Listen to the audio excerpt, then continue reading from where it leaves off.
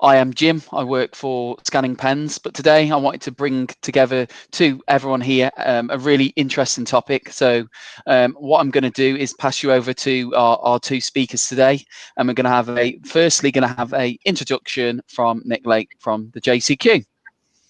Thank you very much, Jim. My name is Nick Late, Head of Examination Services at the JCQ, and I also chair the JCQ Special Requirements Committee, which obviously consists of the Special Requirements Managers from AQA, SEA in Northern Ireland, OCR, Pearson and WJC/Educas. So obviously just a few words obviously from myself as an introduction. So for those of you that are SENCOs and specialist assessors, so those of you that are working in schools and colleges, learning support assistants, higher level teaching assistants, so involved obviously in SEN work in schools and colleges, I would just like to thank you all for your professionalism and your hard work over the past year in these very difficult and challenging circumstances. And I'm sure that my awarding body colleagues from the JCQ Special Requirements Committee will join me basically in saying that, because I know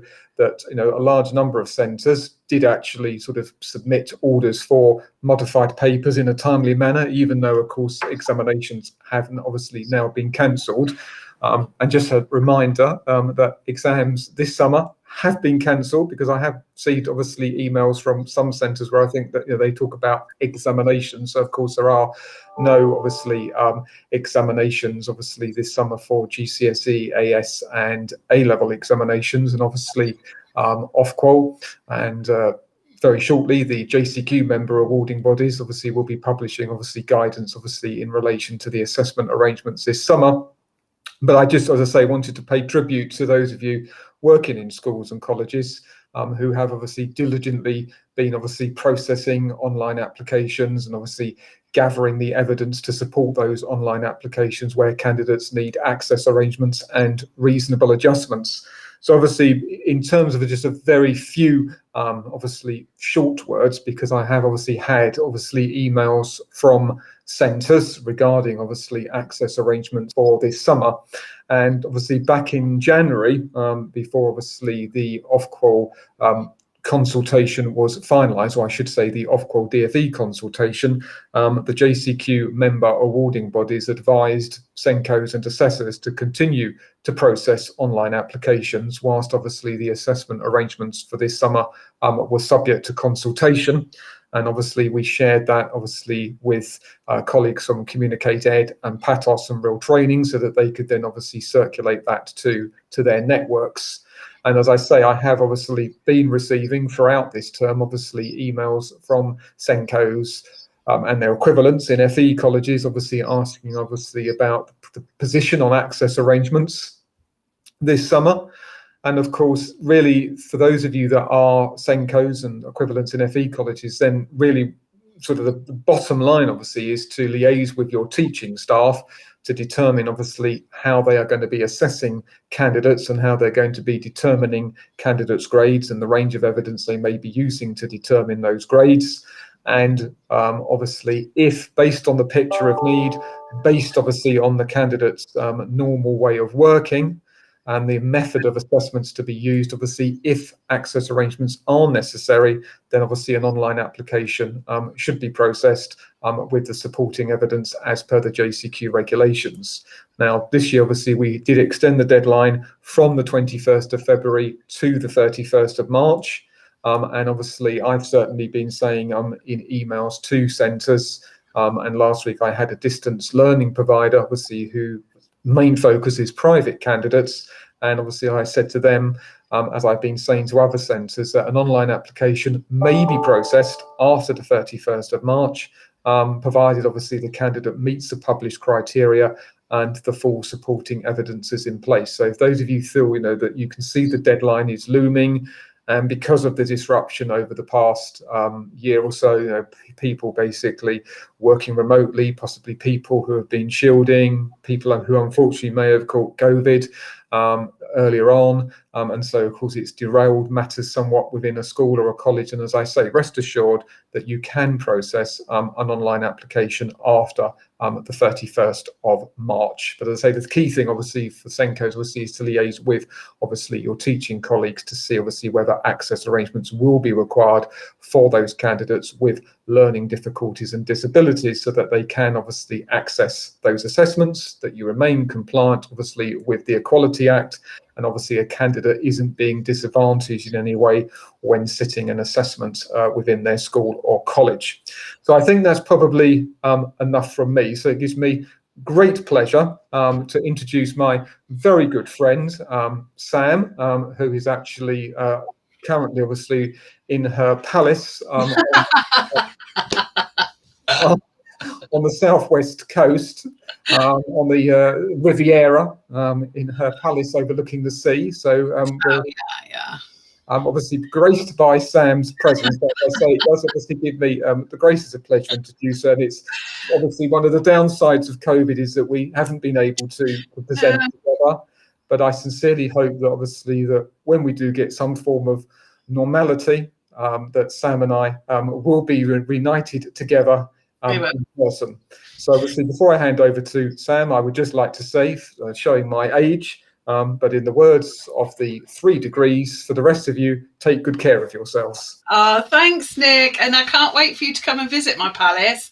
We are like the Morecambe and Wise of the access arrangement world, so hopefully it won't be too long. Great, thank you. So a lot of what Nick said there, fantastic. And I'm just going to go into a little bit more detail about those things for you today and answer any questions. Unfortunately, Nick has graced us with his presence, but he can't stay for the whole session. And I will see you soon, Nick. We'll do something. So welcome to this webinar, which the beautiful people at Scanning Pens have asked me to do. My name is Sam Garner, and I've done quite a lot with Scanning Pens over the years. And I worked with them when they were just a little company with Jack and Toby, and they've grown because of their fantastic product, the Reader Pen, which is amazing. So welcome. And I am an ex-SENCO and an ex-exams officer, and I kind of work a lot now in the world of special needs and mental health, but I still do access arrangements and give access arrangements advice, and Nick and I still do training together as well. So obviously this year is a very bizarre year. We will be answering questions about this in history exams in the future, this period of time. Really weird, but we're here getting through it. And so JCQ have already issued some guidance to help with this summer and the need. And they're saying, look, basically access arrangements still need to be in place, because if you do any internal assessments or any timed assessments in order to make up the grade of the student, you will have to give them access arrangements. Otherwise, they will be reasonably disadvantaged. So you will still have to make the application for the access arrangement. Now, part of the application, making the application, is painting a picture of need, a history of need, and there is somewhat more flexibility with regard to that because students haven't necessarily been in school for the last year. So I will talk about that. And also because of access arrangements, because of assessments can't take place necessarily in person, JCQ did issue guidance on conducting assessments remotely, along with a lot of the assessment companies. And also schools have been asked to really support FE colleges from last autumn and come this autumn for their new students in terms of sharing access arrangements details. Usually there has to be a formal relationship between the school and the FE college, but because of these unprecedented times, they are saying there doesn't have to be a working relationship in order to share the information. And there's also an emphasis on the use of technology, which JCQ have really been pushing, because we have to help our students be learners for the future, working for the future, and reduce sort of human intervention as much as possible. In terms of that guidance is from there. You can get the web link from that. Now, as I say, for this summer, you still have to do the access arrangement applications. You will still have to do it. They will still have to be put in place in the normal way. The deadline, as Nick said, has been extended to the 31st of March. So, but that's like next Wednesday, but there is room after that. It's not going to shut down. From tomorrow, I believe, from tomorrow, JCQ on their website are issuing specific guidance around regulations and access regulations, access arrangement regulations for this summer assessment process. But, and I haven't seen them, but I'm pretty sure that because the Equality Act is still valid, the reasonable adjustments in the access arrangements will still have to be put in place. So any timed assessments that take place in your centre, even if they're done by the teacher in the classroom, they have to have the access arrangement put in. It has to be put in place. So the SENCO will need to liaise with teaching staff to ensure that the student has them put in place for any timed assessment. You may then want to conduct mocks or pre-public examinations off timetable in order to accommodate extra time, or get AA students to sit these timed assessments in an SEN hub. You have to ensure that students aren't advantaged. Now, sometimes I think some people have mentioned the possibility of, well, look, can we not give SEN students who have extra time a shortened paper? So instead of answering 100% of the questions, if they get 25% extra time, they only answer 75% of the questions. Technically, yes, but my concern is that what if the last 25% are their strongest area? Then are they going to be disadvantaged? So if you want to ensure that they're truly not disadvantaged, you need to add them with extra time onto their timed assessment. Somehow that has to be worked out and that it's able to be used. And also I know that some schools, when they do mock exams in the lessons, the mock exam is written to last the length of the lesson, and then when the bell goes and other children go out for break, the students with the extra time take their paper to the SEN room and complete it there. That's not satisfactory either, because they're not likely to do that. They will be disadvantaged and they'll lose their process thought.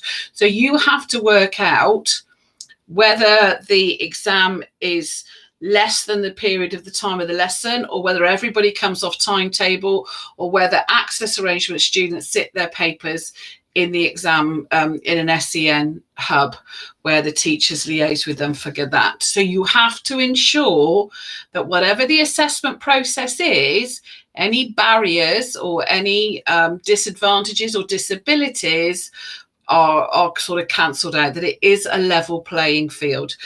So what is a disability? Well, just to remind you that the Equality Act says it's a physical or mental impairment which has a substantial and adverse effect on that person's ability to carry out day-to-day activities, and has to be long-term, have lasted, or at least going to last for 12 months or more. So what is a substantial adverse effect? And this is where I think it's difficult for a lot of settings to measure what that is. So it is a persistent difficulty in reading or understanding your native tongue. So already it's quite clear that it's not because the student has difficulties because English is their second language. They may have continued difficulty concentrating.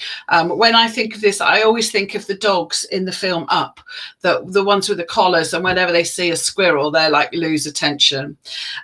Difficulty understanding verbal instructions, or a physical difficulty which limits them being able to use a computer or a pen, or physical restrictions of that nature. What isn't a substantial impact is minor problems with writing or reading or smelling, not smelling. we all smell beautifully, but spelling, okay, and the inability to read small print, or, you know, that you can't converse because English isn't your first language. And I think a lot of cases, for particularly selective schools, it can be quite difficult to judge what is substantial and what isn't. Because if you look at, in some ways you apply for access arrangements, you have to assess students. And the average score of standardized tests is between 85 and 115. Anything there is between average, so which is why below 85 is substantially below average and considered eligible for the access arrangement. But if you are in a setting that is selective, then your average in your setting is likely to be 100 to 130. Okay, which means that for you, students at the bottom level of ability, so at 100, may appear to be substantially impaired and substantially below average, and therefore entitled to access arrangements, but they're not. That is a skewed norm, and you have to think in terms of the whole cohort, the nationwide cohort, which is why you have to think about it in terms of the standardized test and 85 below instead. And sometimes as parents it can be difficult, like, well, my child is obviously below average in your setting. They may well be based on the setting average, but they're not on the national cohort, therefore they don't meet the threshold. The main characteristics of access arrangements for quite some time now has also been that it has to be their normal way of working. And normal way of working trumps everything. It trumps a private assessment, a medical letter. It has to be the established practice of what happens for them in that setting. So they may have had in-class support, they may have worked in small groups and had literacy interventions, or they may have consistently used extra time or a scribe in their mock examinations, because sometimes in a classroom it's very unlikely that you are also going to sit and write constantly for 2 hours. So sometimes the substantial disadvantage will only be apparent in the mock exams, which is why mock exams do count as normal way of working. And that still applies for this year. So even though they haven't been in school for the last year, the SENCO should still have known who they were before they stopped coming to school. It is very rare that students suddenly require access arrangements with no previous knowledge that they had this difficulty, because there is sort of a debate that if the school didn't know they had this problem, then it's not substantial enough that it impairs their day-to-day activities. Now, I appreciate there will be exceptions for them, but for the majority, you know, the students who are year 11 now doing, being assessed this year, they should have been identified at the beginning of year 10 and ideally have had an application at the beginning of year 10 in order to have that access arrangement. So you will still know who they were. They may well have required additional support or time during the Zoom meetings or had interaction with the SENCO during the online teaching that had happened. So you should still know who they are, and they will have had a history of need because it should have been there before the last 12 months, should have been known.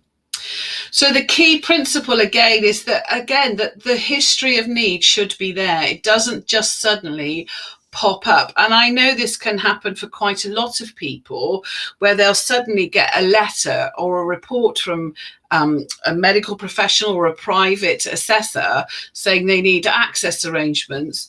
But unless that's established as normal way of working and known, then it's not, they don't meet the criteria or the threshold. And also that we should make applications early, because the candidate has to have time to practice using the access arrangement. It's not as easy as you think it is, just give them extra time. You have to work with them to work out how they're going to split up that extra time. over the questions. If they use a scribe, if they use a word processor, if they use a reading pen, they need to be able to practice how to use it. Me in technology, I've had a phone now for 3 years, and it took me the first year to get to know where everything was, and it's still got stuff I don't know how to do on it. Obviously, I'm a little bit older, so it takes longer, but students, particularly when they're using technology, will need support and time to practice. So in terms of applying for an access arrangement, there are sort of 3 categories I've sort of summarized the book into. First of all, there are centre delegated access arrangements, which are access arrangements that you just decide whether they are eligible based on their normal way of working and that they have an established need.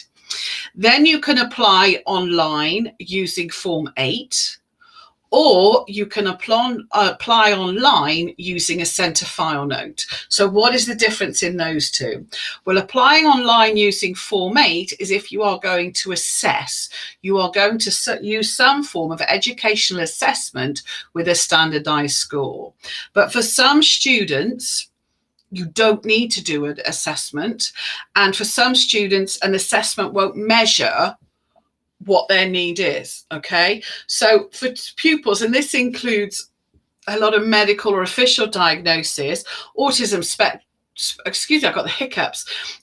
spectrum disorder, hearing impairment, multisensory impairment, physical disability, visual impairment, ADHD, SEMH, which is social, emotional and mental health, speech, language and communication needs, and or they've got an EHCP. So in those situations, you don't need to do any formal assessment or Form 8. You need to fill in a centre file note, which will establish what their history of need is, and it will also, you will have to give some form of evidence of their formal diagnosis or their EHCP.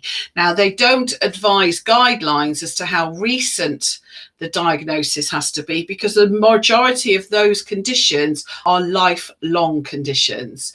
So they are going to always have autistic spectrum disorder, so it doesn't need a new medical diagnosis for it. In terms of something like dyslexia, because that is such a wide sort of ranging diagnosis and can have so many connotations within it, you would still need to go down the Form 8 route unless they had an EHCP, an education and healthcare plan for their dyslexia. So on the Form 8, it's got 3 parts. Part 1, where you establish a history and need. Part 2, where the assessor conducts formal assessments and completes it, and then part 3, where you decide what the access arrangement is going to be, and the SENCO is the one that decides to do that. Okay, so I have been through and put these all in nice little slides for you to make it easy, and because I've only got about 45 minutes to do this with you today. So these are all centre delegated, no evidence required. You just have to say, this is their normal way of working, so this is what we're going to do. The fabulous examination reading pen, I hope you've all got them with regard to that. Read aloud, so that is where a student is in a separate room where they can read aloud what is saying, because hearing themselves say it helps them process the information that is going on in their head. Then you have a word processor, which is with the spelling and grammar turned off. So it's just simply a word processor, a braille transcript, a prompter, which is somebody who helps the student maintain concentration or bring them back, their focus back to the paper. A live speaker, so you may have for students who are hearing impaired, and having a live speaker means they can lip read and understand more that it was being said. Or if you have students who have extra time and slower processing skills, you can use a live reader for any listening exams you may do, so that they can speak more slowly. Then you have a communication and professional, which is British Sign Language or International Sign Language. I think there's specific ones mentioned in the book. And then you can have a bilingual dictionary. That is for students for whose English is not their first language. Now, they are all centre delegated, but still must have an established known need to the school and a history that is their normal way of working. So then we have, there's another slide. I forgot there was two of these slides for centre delegated: amplification, braillers, colour naming by the invigilator. 1 in 8 people are colourblind, particularly between red and green. So do remember that and ask. Coloured overlays, which can help dyslexia and Mears-Erlen.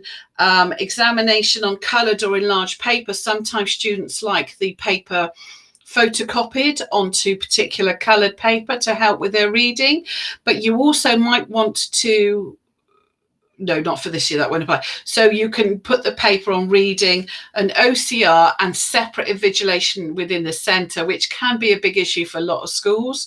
It's still centre delegated. No normal way of working is required, but there has to be an evidence of need and a history of need. So now we're going to go on to centre delegated, but evidence is required and the inspector will look for it. So supervised rest breaks should be one of the most commonly used, and that is where the student doesn't take longer to process information or express information, but does get tired and needs to take breaks. Supervised rest breaks are entirely suitable for them. The exam is stopped, restarted, the paper's taken away from them, and the amount of breaks they have are established based on their normal way of working, unless it's like in a medical emergency situation that has to happen as and when. And you need to have a signed centre file note by the SENCO establishing why they are having supervised rest breaks and that it is their history of need. And recently came in a couple of years ago was that a computer reader or a reader is now centre delegated. You still have to notify online, and it's like an application, and they will say, have you got evidence of normal way of working? And then they will authorise it. You now no longer need to do any form of assessments in order to get a reader or a computer reader.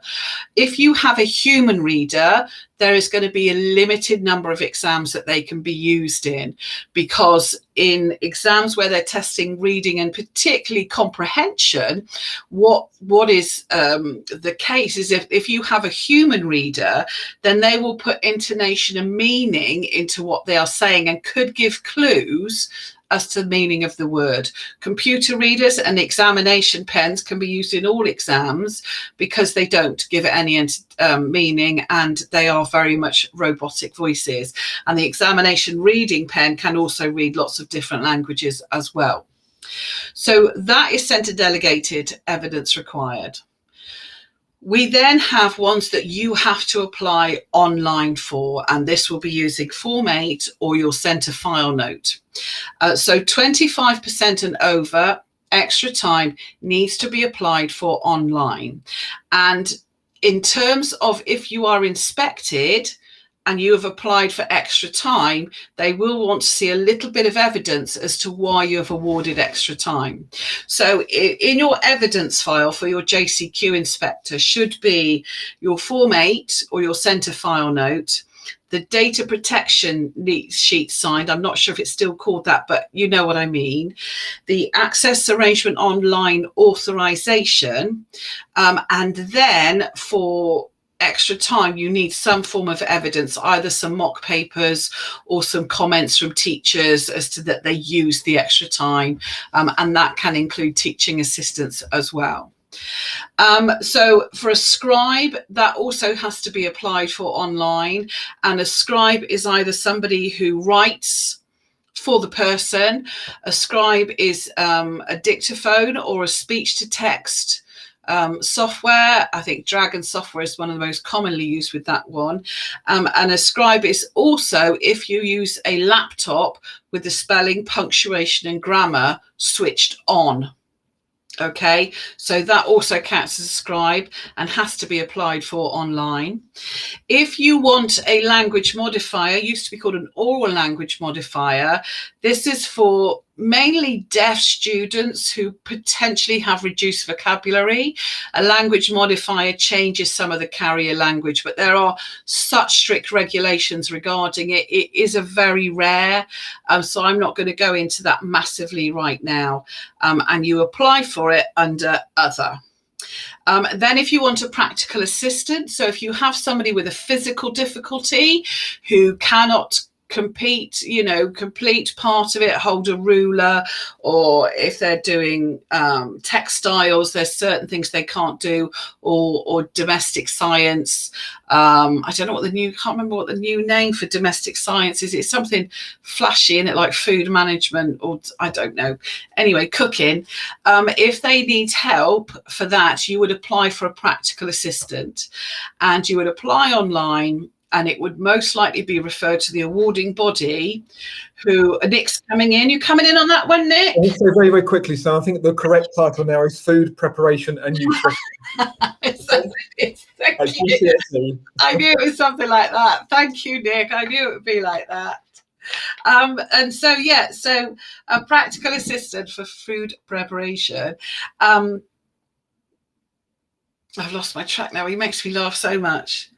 Food preparation. So it will be. I've got it now. Go on. Yeah. I was going to say yes. I mean, sorry, Sam, because it was my fault. So a practical assistant obviously would be, Sam quite rightly says, where a candidate might have a physical disability. They might have basically, a visual impairment. So their manual sort of dexterity, their physical coordination is substantially impaired, and obviously that application. Stealing Sam's limelight, which is wrong. But obviously the application will always be rejected, and then it would then need to be referred to the relevant awarding body or bodies, because what the SENCO or an equivalent member of staff within a college, because obviously we do get different terminology within colleges, like additional learning support, or additional learning needs coordinator or learning support teams. Then what needs to be set out to the awarding body is what exactly the practical assistant will be doing. Because then the award, because I can remember this when I worked for an awarding body, and then sometimes you might say, yes, that's completely fine. As Sam said, turning the pages of a script where a candidate physically can't do that, or holding a ruler. But there may be some things where the awarding body might say, yes, a practical assistant can do this, but they can't do that, because if they did that, then that would invalidate the assessment objective, because the candidate needs to be demonstrating that skill, that knowledge themselves, or actually no. So, for example, I can remember years and years ago, which is a completely true story, one of my awarding body colleagues, I'm going back about 15, 16 years ago, they actually had an application for a practical assistant. This was in the old days before AAO, where the centre said, could somebody else play the piano for the candidate? No way. Completely true, but of course that can't be the case, because it's a candidate that has to demonstrate their musical skill. You couldn't have somebody that paints for the candidate, because the candidate is required to demonstrate their artistic skills. Thank you, Nick. Can I ask you one question before you go off to your meeting, Nick? Because I've had some questions in the chat, and this one I'm never too sure of. Do you have any advice for working as a scribe in maths? Is there any software? How do you work as a scribe in maths? I mean, in the past, I have seen some centres that have actually spoken about using particular sort of software, but I mean, they would have to go to the awarding body. I think basically, that really what you could do as a centre is actually not necessarily try not to use the candidate's own subject teacher. You could, but obviously you'd have to have an invigilator present at all times. So you could actually utilise somebody else from the maths department who is actually willing to act as a scribe in a maths exam, because sometimes you might need actually somebody who is actually able, to plot diagrams on a graph or draw a graph as per the candidate's instructions. So whilst you could technically use the candidate's subject teacher, but you'd have to have obviously an invigilator present at all times, it probably would be best to draw upon somebody else basically, within the maths department who'd be willing to act as a scribe. Can they say like square root and divide and percentage sign? They don't have to describe what it looks like. No. They can say the character. Yeah, no, and then provided that's all basically been, I think, for something like maths is to make, in a normal exam year, we're not in a normal exam year, but on a scribe cover sheet, so the candidate was actually saying square root, and then, I mean, I'm no good at maths, but it's sort of like saying, x to the power of 2 over whatever, so they were actually able to, it would be clear on the scribe cover sheet, the candidate was physically dictating, how the equation should be, etc. That makes sense. Yeah, it does. Yeah. Thank you, Nick. That's okay.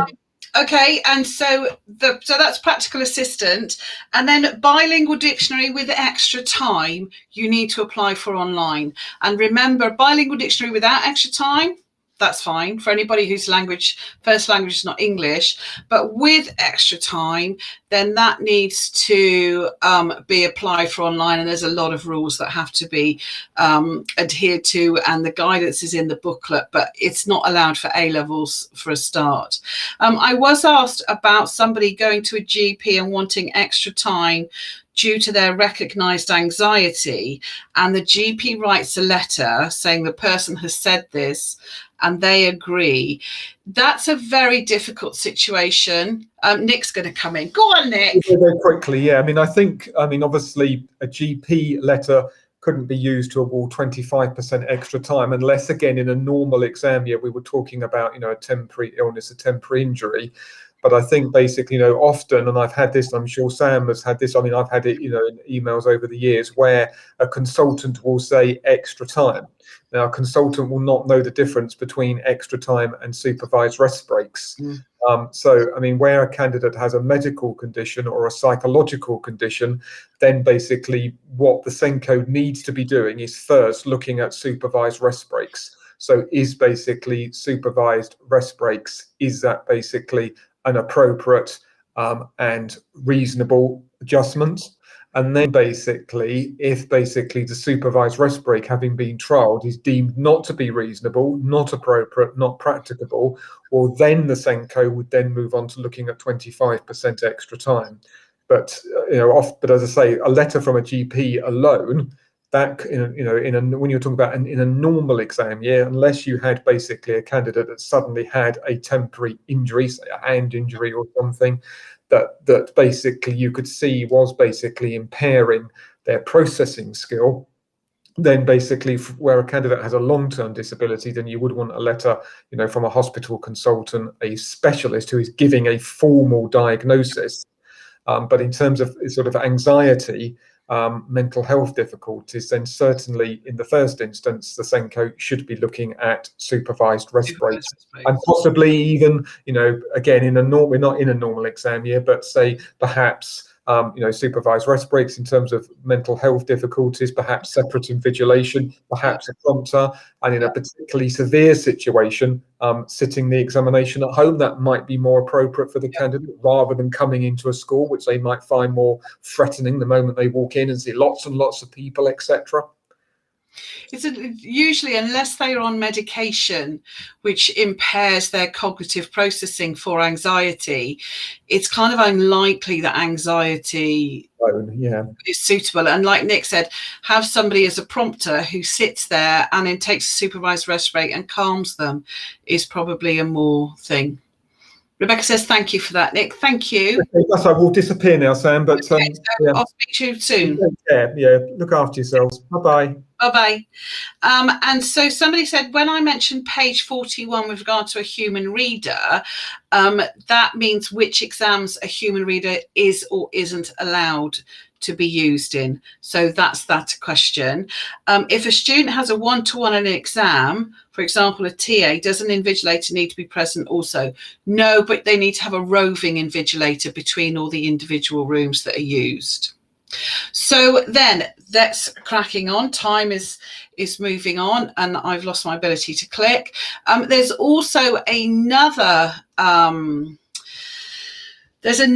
access arrangement whereby if you have part of an examination that's a whole component that the student cannot access, even with all of the access arrangements in place, you can apply for an exemption, which means they will be graded on the parts that they do. They will have something marked on their certificate. And really that should be done before the examination starts. Okay, so do think about that one in advance. In terms of who does what in the access arrangements, the main person is the SENCO, or if you are a specialist provision or a further education college, the equivalent person of them, and they have to gather the evidence, arrange the assessments, and prepare for inspection, make the final decisions, and liaise with the JCQ inspector.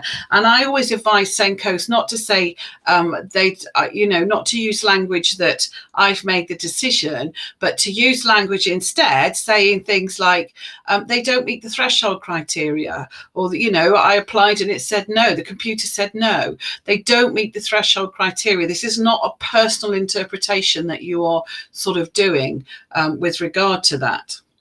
In terms of who the assessor is, most centres should have a assessor that they have a relationship with, or the SENCO can be the assessor or an internal assessor. They should always liaise with the SENCO before any assessment takes place to establish where there may be a difficulty and only test in that area. The times when assessors would blanket test all students are gone, because the assessment is such almost a final part of it. The normal way of working and the history of need is more important with regard to that. For qualifications for JCQ, now it is slightly different for IGCSE because I think they allow experienced teachers to act as assessors, but for JCQ they have to have a level 7 qualification with regard to specialist assessment, or be a specialist assessor, or be a qualified psychologist registered with the Health and Care Professional Council. They are the only ones that can fill in form part 2 of form 8.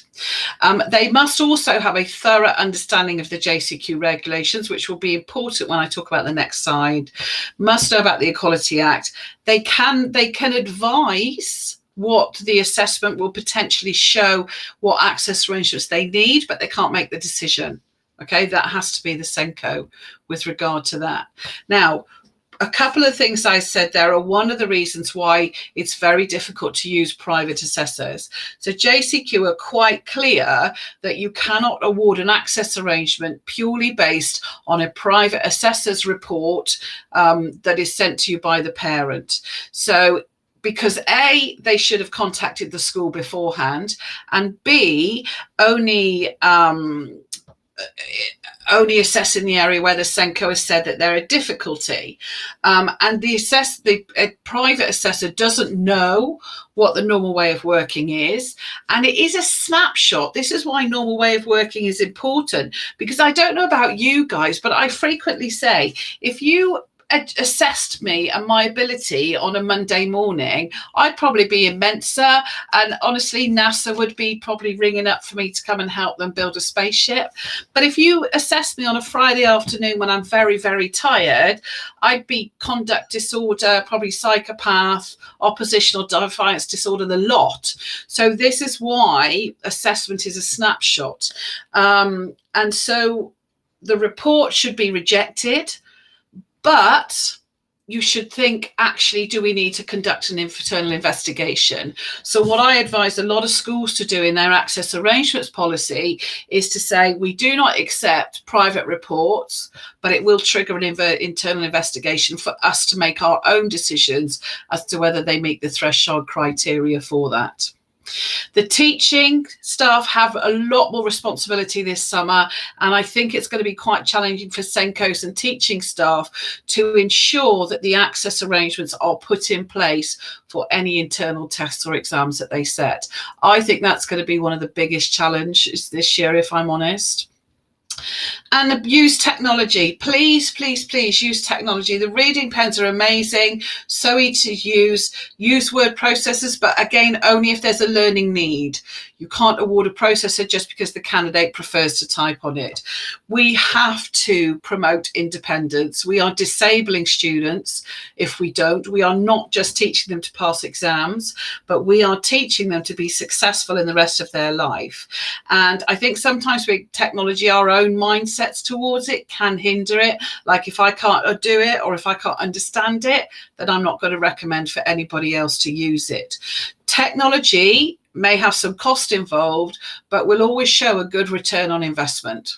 Okay. I know there's going to be increased anxiety. We have all got increased anxiety around COVID and around the situation. And, you know, students asking us questions, but we're not able to answer because we don't know the true guidelines or what's going to happen yet. But what we can say is that we will work it out and make sure that they're not disadvantaged and that everybody's in the same situation. I am not a fan of the word catch up. Okay, because I think that puts pressure on students to think they have missed out on so much. All they have to know is enough to move on to the next stage. And, you know, just because in history they didn't study Queen Elizabeth II, well, just don't ask that in the exam, but that's not potentially going to have a detrimental effect on the rest of their life. So we have to be very careful about using the word catch up and pressurizing students, because that will increase their anxiety. Listen to their concerns. They are valid concerns. Help them to reduce catastrophization and have plans in place for whatever outcome. We can have an appeal. Lots of children are going to be in the same situation. Lots of centres are going to be adapting, and colleges and universities are going to be adapting their admissions process for September. And exams are a stepping stone, all right? And I'm never a fan of somebody saying the rest of your life depends on this summer, because whether it's an exam or not, because that's not the case. So that is a whistle-stop tour in 45 minutes of access arrangements. Please do feel now to ask me questions, or you can get in touch with me and ask me questions about access arrangements, or about skincare, or about the best chocolates to eat, anything like that. Super happy to help. So I've got some questions already, which is fantastic. So if a pupil wants to use the word processor, for how long does it have to be used to consider normal way of working? That is a difficult situation, Helen. And I would kind of think, I'd need to know why they only recently started using it, but it may be that it was decided it was the right thing for them. I think if you feel that they would be substantially disadvantaged without the word processor, and they are using the word processor because of a normal a learning need, then it doesn't have to be very long at all. I think that would be a perfectly acceptable situation and perfectly adequate. Any other questions coming through, hopefully? There's one, Sam. What is a P41 with regard to a human reader? I don't know if you've answered that already, but I'll do it again. That's okay. So when on page 41, because you're not allowed to use a human reader for some exams, because they are looking at comprehension, and you might give a clue with how you're saying things. Some exams you're not allowed a human reader in. So page 41 will tell you which exams you're not allowed a human reader in. But obviously the exam reader you can use in every exam, even foreign language exams, because it reads it. And also somebody mentioned about for students with EAL. So I have a little bit of a tip for that. You can use the exam reading pen for students with EAL. It is centre delegated normal way of working. And remember, they're testing the comprehension. And English is one of the most difficult languages to learn. So for an EAL student, hearing the pronunciation may aid their comprehension rather than reading it on the paper. So you are permitted to do that. And if you want to apply for an access arrangement for extra time for an EAL student, you have to prove that their cognitive processing is slower because of a learning need, not because of their lack of English language. So you would do something like the single digit modalities test is really good for EAL in cognitive processing. You may find that really useful. Yeah, and Kay says she's been told by the exam board you can use reading pens in Spanish and MFL languages, and it's on there in MFL languages. So that's perfect. Helen, what if word processors are used daily in a school for all pupils? Can pupils choose a word processor because they prefer to work that way? Okay, yes, they can. There are two ways you can use a word processor. Firstly, that there is a learning need, okay, and it's their normal way of working. Secondly, if the whole cohort has been given a laptop, a word processor, a Chromebook, whatever the other books are, an iPad, by the school, and regularly use that for learning, in the subjects they use it, they can use a word processor for those subjects. So the whole cohort can choose to use a word processor in the subjects that they are taught using a word processor or a laptop. But a lot of schools panic a little bit about that. But a lot of schools give different logins. So when you log in on the school, they use a different login for the exams, that means they can't access anything else on it. There's possibilities and ways you can do that.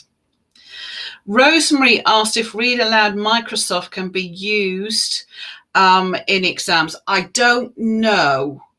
That would count as potentially a computer reader, which obviously is what you've said. I've just realised that now.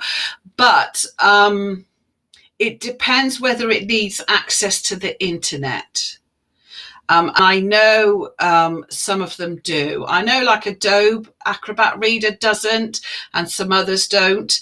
But I don't know. You would have to check. If it needs access to the internet to read, then it's not going to be suitable. So I would double check with that one with your computer technicians. My predecessor applied for exam access arrangements too early and they expire this month. I know for transition to A-level I do at SEN note. What is the situation for expired access arrangements for GCSE? I have got a feeling that JCQ said that for expired access arrangements, no, that was for last year. That was for last year for autumn exams. You do need to reapply, Zoe. You can use all the current centre file notes. You can use all the current Form 8s. And yes, you just need to update normal way of working and establish that it is still their normal way of working. Okay, so you can do that. That will be fine. The Senko assessor left, but all but students had exam access arrangements approved. Can you advise how to submit the Form 8 for the remaining students? I am a Senko, but have not done the EAA course yet. That's okay. Did they assess, Nicola, did they assess the 2 students before they left? Can I suggest, Nicola, you email me on that one? Would that be okay? And I'm happy to liaise with you on that one. That would probably be a lot easier.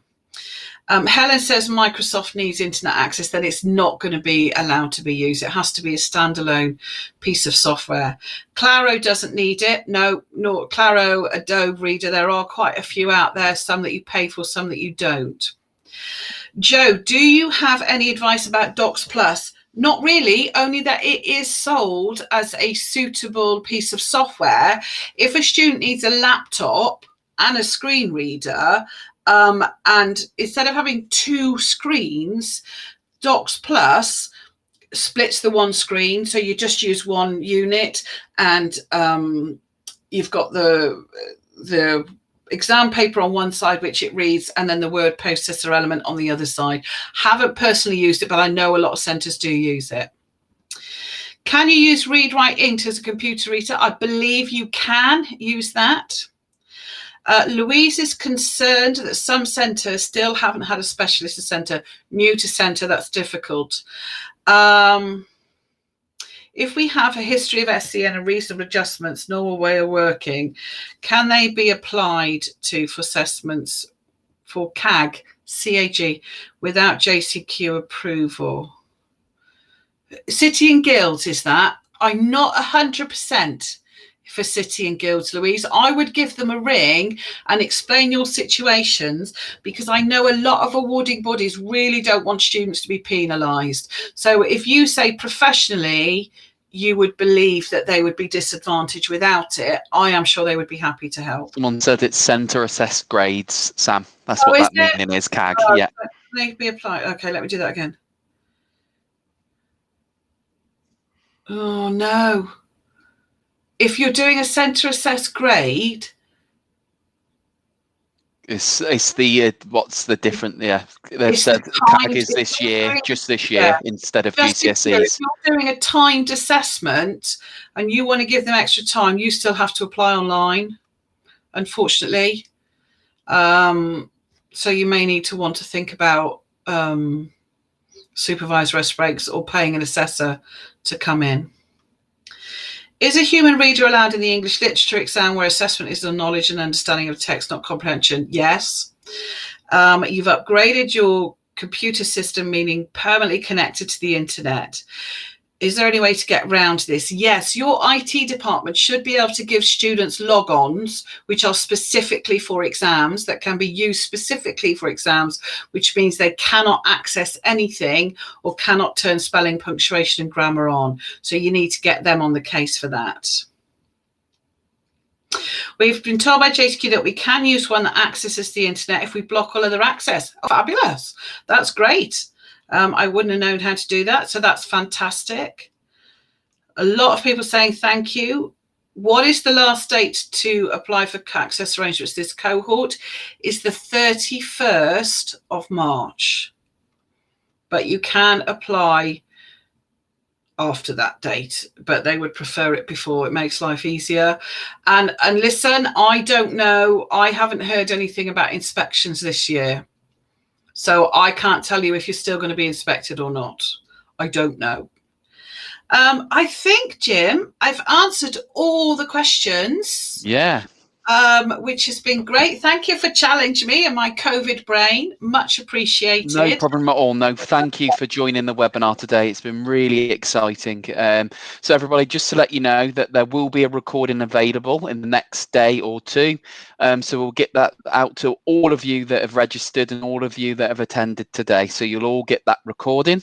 Will anyone be able to see your slides as well, Sam? Will they be available? Yeah, Jim, if you want to send people your slides that they can download off your website, I'm happy for that to happen as well. Perfect. So this will all be available for you. So the slides and the recording. So I'll send that out to all of you that registered and attended today. So Sam, thank you so much for joining today. Really appreciate it. It's been amazing. Thank you. And say thank you to Nick as well. So I love Nick. I will. Yeah, it was absolutely fantastic. So really big thanks. So you're welcome. Really enjoyed it. Thank you, everybody. So we'll end it there. So thank you everyone for joining.